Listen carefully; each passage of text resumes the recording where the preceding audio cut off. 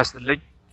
በሸዋ ጠቅላይ ግዛት የምንጃር ሸንኮራ ወረዳ ዋና ከተማ በሆነችው አረርቲ ውስጥ የምትገኘው ማርያም ቤተክርስቲያን በኦርቶዶክስ እምነት ተከታዮች ዘንድ በታላቅ ድምቀት በሚከበረው የቅድስት ማርያም የመስከረም 21 ዓመታዊ በዓል የግንባታ መሸጋገሪያ ተደርምሶ 36 ሰዎች ህይወታቸውን በማጣታቸውና ከ200 የማያንሱ ደግሞ ጉዳት የደረሰባቸው መሆኑን የሰማነው በታላቅ ሐዘን ነው።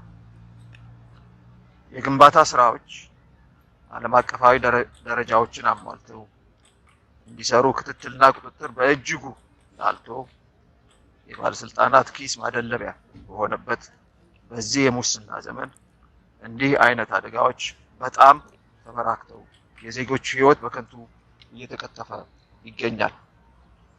የአማራ የህልውና ትግል በስኬት ሲጠናቀቅ ከሚገኙት በርካታ ትሩፋቶች መካከል አንዱ ከሙስና የጸዳ ስርዓት መሆኑን በዚህ አጋጣሚ ማስታወስ እንወዳለን።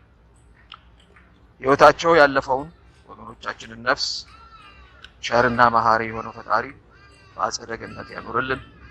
ወዳጅ ዘመዶቻቸው ይጽናኑልን፣ ይበርቱልን። ድል ለአማራ ፋኖ ሁሉ፣ ድል ለአማራ ህዝብ፣ ድል ለኢትዮጵያ ህዝብ። አመሰግናለሁ። እስክንድር ነጋ ነኝ ከአፋሕድ።